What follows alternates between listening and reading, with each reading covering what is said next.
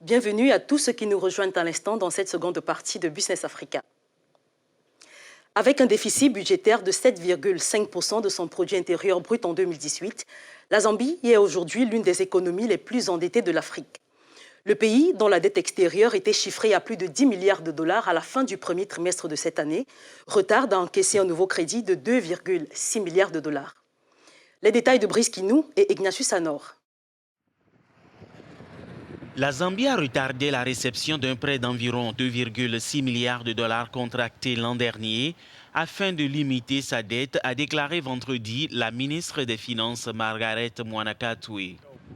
Selon la ministre, la dette extérieure de la Zambie à la fin du premier trimestre de cette année avait atteint 10,178 milliards de dollars contre 10,5 milliards de dollars à la fin de 2018. L'accumulation de la dette avait atteint le niveau de 10 milliards de dollars après avoir bondi de 8,74 milliards de dollars à la fin de 2017. Mwanakatwe a déclaré que les prêts approuvés l'année dernière couvraient les infrastructures, l'énergie, l'agriculture, la santé, l'éducation et la défense. Les 25 prêts étaient en préparation de 2016 à 2017, mais ils n'ont été clôturés qu'au premier et deuxième trimestre de l'année dernière, a-t-elle ajouté. La Chine est l'un des plus grands créanciers de la Zambie. La chute des prix du cuivre a nui à la croissance économique du pays de l'Afrique australe et à sa capacité de rembourser ses prêteurs.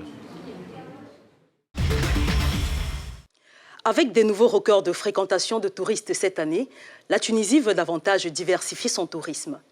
Le pays, qui a atteint la barre des 2 millions de visiteurs le 10 mai dernier, vise à présent 9 millions de touristes d'ici la fin de cette année. Explication de Brigitte Goué et Ronald Cato. Le nombre de touristes en Tunisie devrait atteindre les 9 millions pour la première fois cette année, un léger mieux après l'attentat qui avait frappé une station balnéaire en 2015. Selon les chiffres du gouvernement, 2 millions de vacanciers se sont rendus en Tunisie depuis le début de l'année, un bond de 24% par rapport à la même période l'an dernier et une augmentation de 7% par rapport au point de référence de l'industrie en 2010. L'industrie touristique du pays s'était effondrée en 2015 après les attaques contre un hôtel de plage et le musée du Bardo qui avait causé la mort de plus de 55 touristes. Maintenant, ils sont revenus sur la Tunisie. Il y a une progression énorme. Pratiquement tous les grands tours opérateurs habitués sur la Tunisie nous disent qu'il y a une augmentation en moyenne de 30% sur les réservations sur la Tunisie. Alors que les vacanciers semblent de retour en Tunisie, le ministre du Tourisme entend bien diversifier l'industrie et emmener les visiteurs au-delà de la plage. L'autre tourisme, nous, ce qui nous intéresse, c'est de l'exploiter hors période balnéaire. Parce que quand les hôtels, l'hiver se vident un petit peu, les hôtels de plage, il faut faire travailler cette période. Parce que le point faible qu'on a en Tunisie, c'est de 1er novembre au 31 mars. L'objectif du ministère est d'accueillir 1 million de visiteurs français cette année, contre 800 000 en 2018. Le tourisme représente 8% du produit intérieur brut en Tunisie.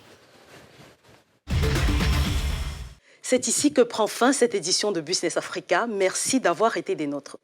Nous vous invitons à nous suivre sur nos pages @africanews et @africanewsfr pour le français. Très bonne suite des programmes sur notre antenne. À très vite.